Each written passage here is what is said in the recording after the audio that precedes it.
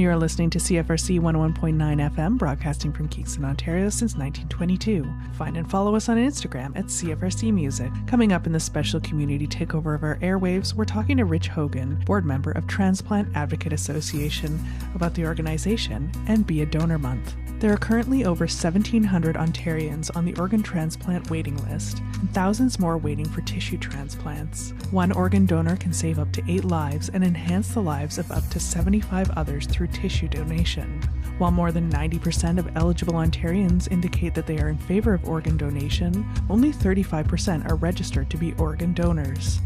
The Transplant Advocate Association, TAA, is a regional support organization and registered charity whose mission is to help improve those outcomes throughout their region, which includes Kingston, Frontenac, Lennox and Addington, Peterborough, Lanark, and Leeds and Grenville counties. TAA members work hard year-round to create awareness about the need for organ and tissue donation and how to register to become a donor. The group works closely with the Trillium Gift of Life Network, as well as local health groups and officials, and provides support for transplant recipients and donors, their care partners, families, and friends. You're listening to CFRC 101.9 FM, and on today's special community takeover of our airwaves, I have Rich Hogan from Transplant Advocate Association. And Rich, you are not only a board member, but you have some pretty direct experience with transplants in general. So we'll talk a little bit about that, but for listeners who aren't aware, can you tell us what TAA is? Sure. So TAA, actually, it started kind of informal with 3 people who had received organ transplants that kind of met. And they started to share their experiences over a coffee. And they decided to make a formal group in 2004. So at that time, the name of the group was the Ontario East Transplant Support Group. And it was a great start to the TAA. We later changed the name to TAA as it grew geographically, and it was actually becoming a little more well-known at the time. So that's how it started. And now we have a few members, ranging from transplant recipients, living donors. We have a couple of living donors, caretakers, loved ones. So a range of people that have experience with transplants and the recipients. And I mean, looking at your website and the makeup of the board, it is a lot of people that have very direct experience with transplants. Could you talk a little bit about what your mission is, what the vision is of TAA? Because it's obviously expanded, as you say, from a very small group into what it is today. Yes. So the mission is to provide support, knowledge, and encouragement to those who are touched by organ and tissue transplantation, and to inform the public about the need and benefits to others of organ and tissue transplantation. So many times we look at numbers and stats, and they don't really hit home until you start to meet the people who are in need. Right now in Ontario, there's 1,700 people waiting on a transplant. Many of them are kidney and liver in need of transplant. In some cases, a living donor can actually help those people in need, and they can live regular, normal lives. A kidney donor, if they have a kidney removed, their other kidney actually can grow in size to compensate for the loss of the other kidney. So it puts a lot less stress on that one kidney. I myself lost a kidney as well during my journey, and so my one kidney is compensating for that loss. A liver donor can actually donate about 60% maximum, I think, of their liver, and it will regenerate. It's the only organ that will actually regenerate in the body. So again, after some recovery, after surgery, they can return to normal lives. And we've seen that. We have examples of that in our group. And it's such a wonderful gift to be able to do that. Living donors and those who are registered donors as well. Mm-hmm. And one of the things I know that you talk about with this group is not only the immediate effect of a transplant in saving someone's life, but the improvement that it can have in their quality of life in a long-term way. Absolutely.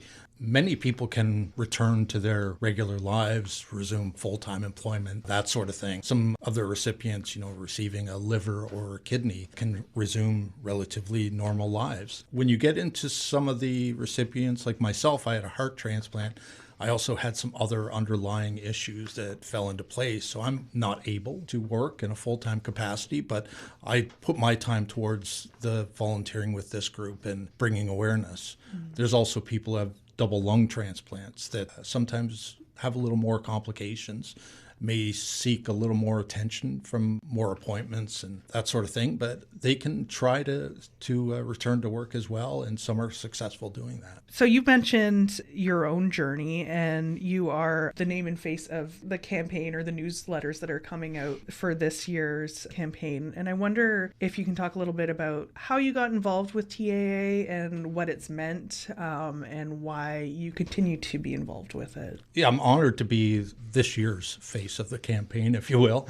You know, there's a few people in the group that are great advocates as well that would be good for this, and hopefully they get that opportunity next year. My journey with TNA starts with my transplant.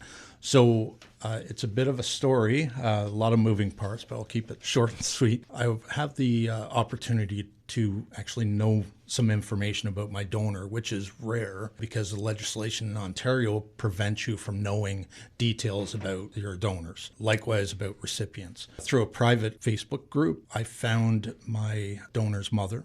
And my donor's name was Katie. She was 27 years old. She had just graduated university. She was working in family courts doing conflict resolution. She started to feel ill, and this was during that wonderful time everyone loves called COVID.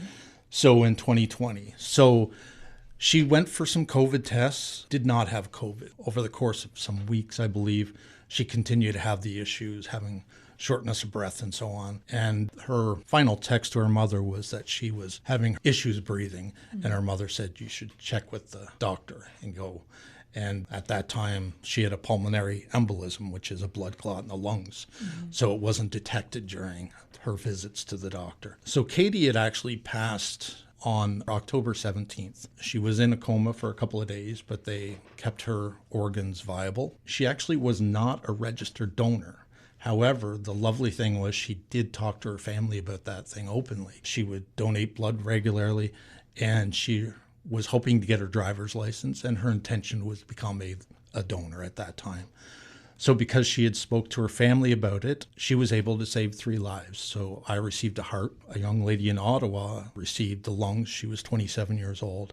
And another lady in her 60s, I'm not sure the details, received a liver. She also donated her skin. So Katie, who was from the Scarborough area, saved 3 lives, and countless people affected with the skin donation. You can help up to 75 people with that alone. In the meantime, I had a heart attack, the Widowmaker, which is exactly what it says. I was lucky to survive that. I had that on Christmas Eve 2018.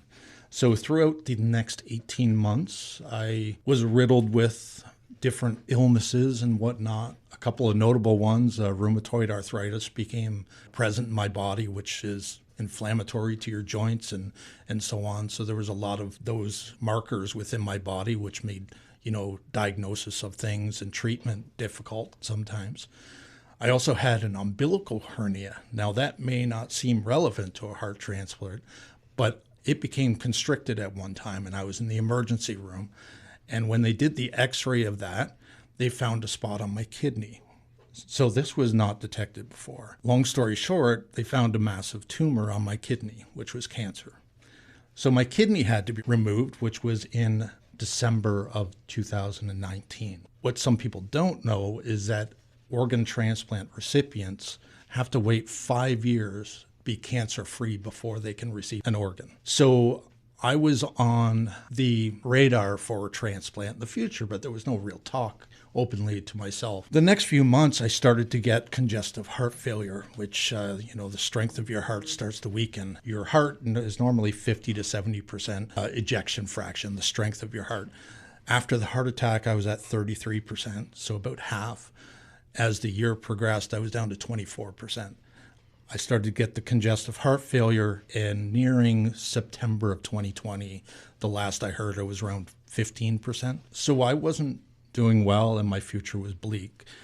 At that time, they talked about an LVAD, which is an artificial heart pump, and that's a bridge to transplant. So that heart pump, I was told, would, keep me going for about 5 years, maybe longer, but in order to get me free of cancer before I could receive or be eligible for a heart transplant. Over the next month and a half, I was rushed to the Ottawa Heart Institute where I had the transplant. And because my ejection fraction was so low, my health was depleting, one kidney, rheumatoid arthritis, so on and so forth, all these building factors. They gave me with the choice of either doing the LVAD and risking death because of my weakened heart, or going straight to transplant list. I chose to go to a transplant list. I took the chance. I know it could have been months before I would receive a heart, but I just had a feeling at the time. So I was listed on October 17th, which is the same day that Katie passed away. 2 days later, I received her heart, which is incredible. It gets me a little emotional. It was incredible. There were so many things that worked out as a match for her and I, be partners in this journey. So that's why I advocate, because I want to honor Katie, her mother, who is a strong advocate in the Scarborough area. She actually speaks at some schools and that sort of thing to advocate for donor and tissue donation. So there's some interesting information about donation in that it's easier and easier to get on the donor list, but there's still so many people that aren't. And your family still has a say, I believe, even if you are on a donor list. I think it is important to share stories like this to show the impact, and also in the face of a tragedy, the loss of Katie's life, that there's something that came out of it. Yeah, you're absolutely right. We often, when we have a table at events and we talk about that sort of thing, about telling your family, because even though if you are a registered donor, your family could say no to that. You know, say you have a brother or sister you haven't talked to in 3 or 4 years and they're your next of kin. They may not know your wishes.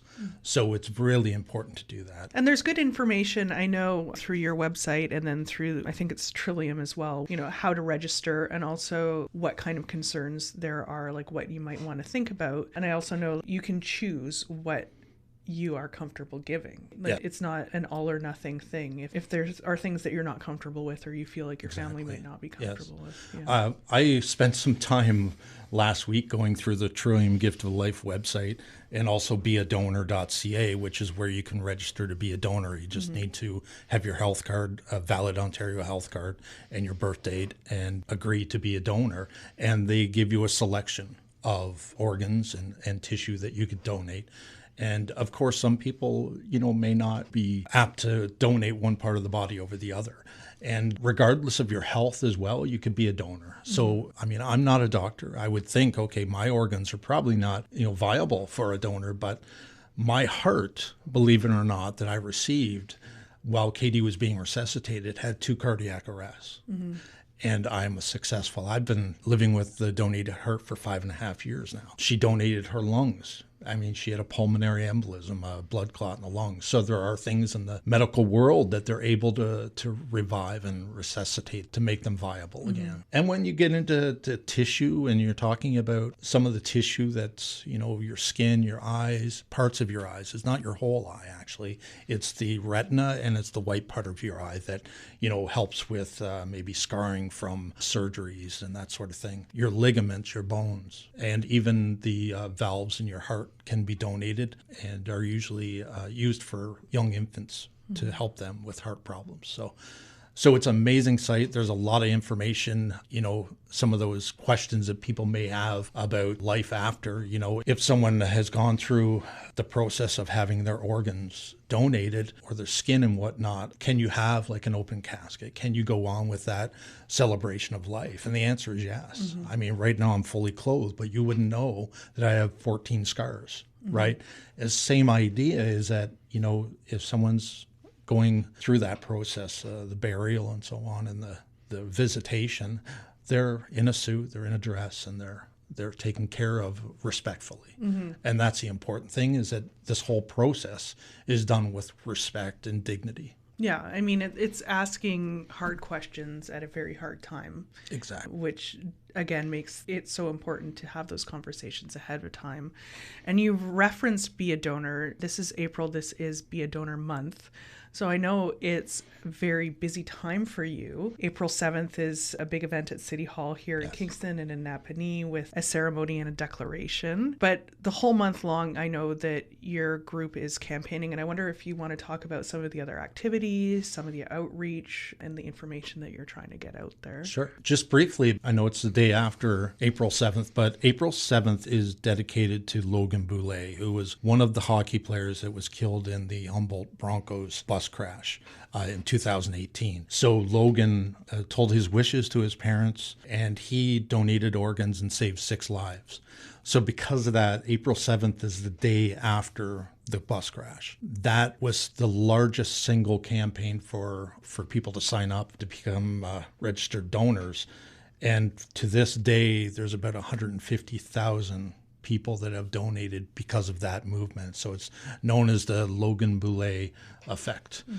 So hopefully people got out to see the city hall be lit up green and have the flag raised and so on. We do it in Napanee, and we also have declarations in Smith Falls and Brockville as well as Kingston, Napanee.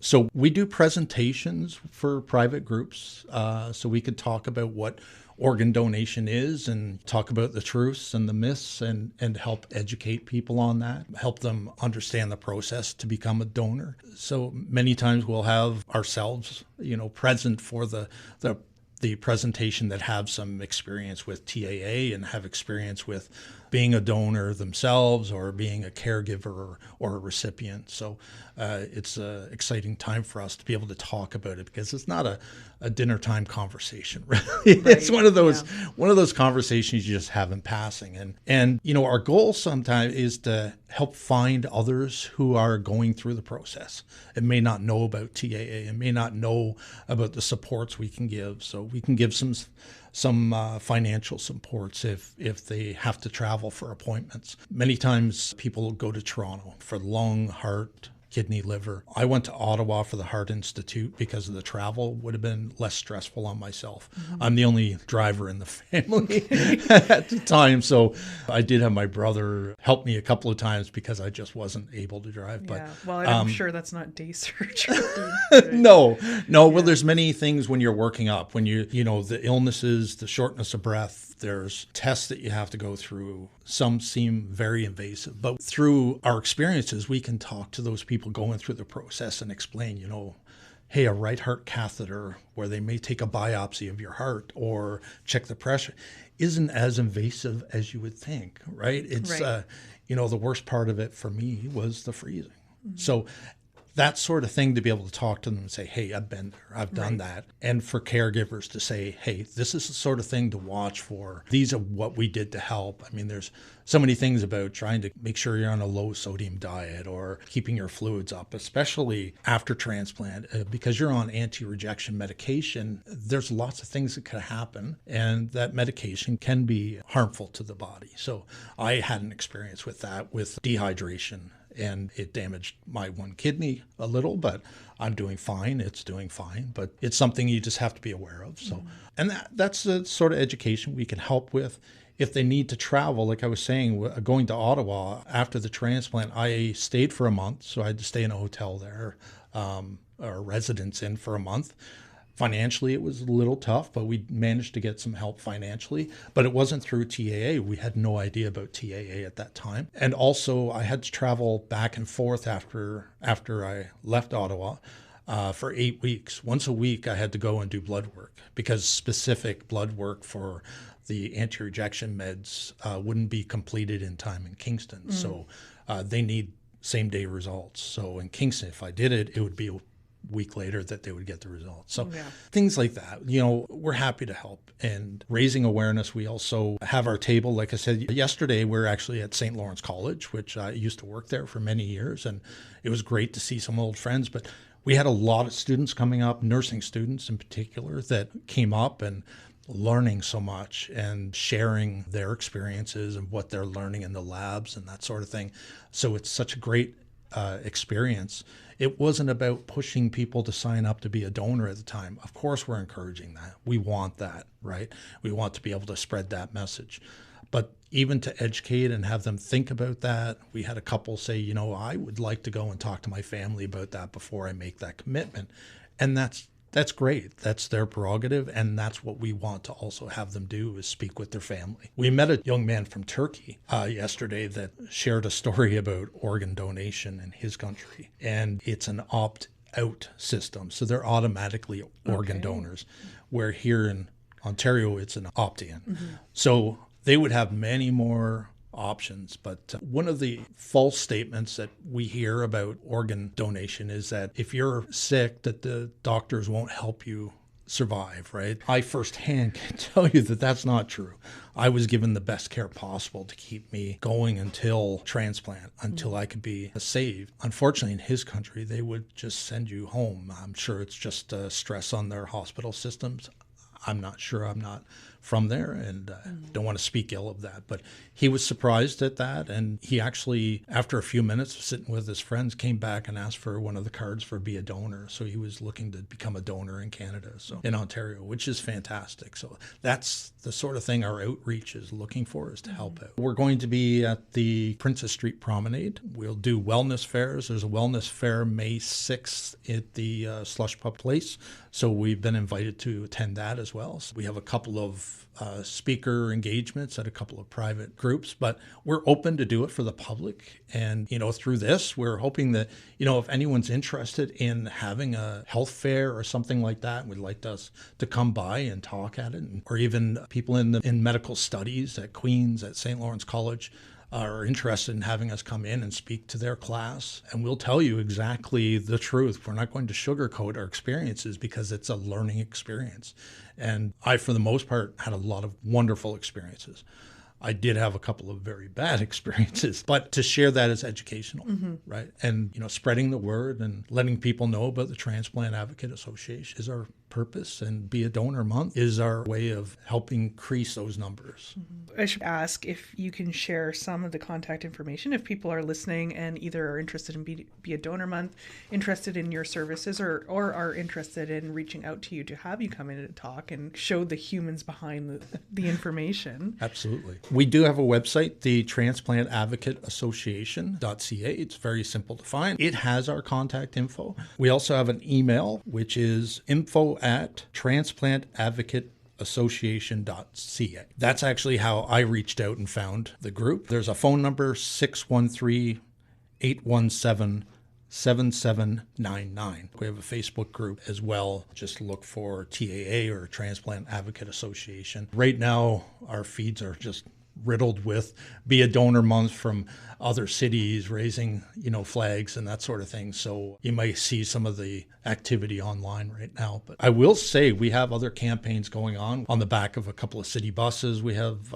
some advertising for the TAA and BeADonor Month.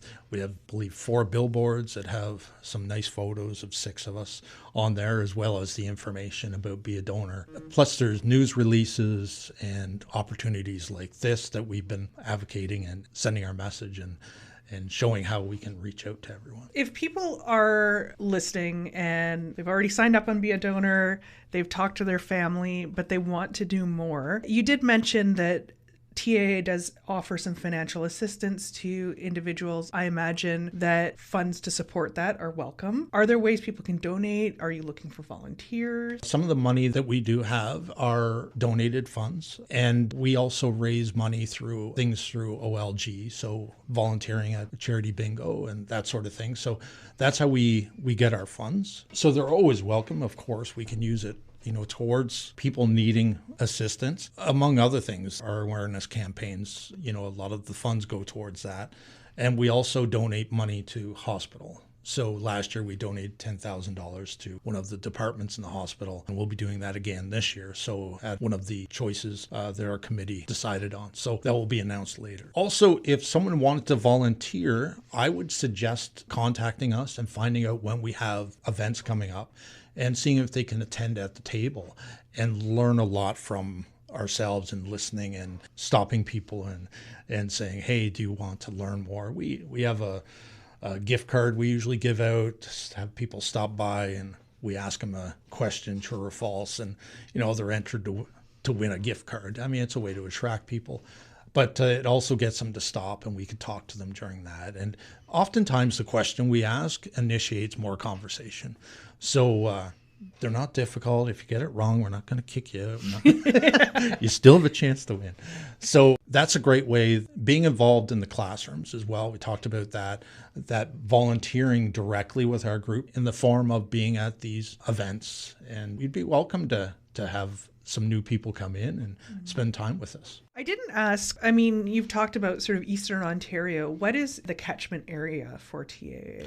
For our group, it's Brockville, Smith Falls, Napanee, Kingston, in that area. There are other organizations that are east and west, which is great. West of us, there's Belleville, Cobourg, et cetera, et cetera. I think there's definitely an advantage to having a smaller catchment area, because then the information, I imagine, that you're giving, the advice that you're giving, is what people might experience here. You know which hospitals people are going to be going to or might be sent to, and you can share resources that are within the community. Yeah, that's a good point. And that smaller catchment area, if we have events, it's less travel time as well. So, we would love to have people from the larger areas, but people may not be open to driving an hour and a half, 2 hours to come to a monthly meeting. So we do have monthly meetings. We'll have like an annual barbecue or Christmas party, that sort of thing, and other events in between that we decide on. But our monthly meetings are a great time for these members to come in, and that driving distance makes a difference. Oh, so, absolutely, yeah. Especially if you're in recovery or certain times of year even.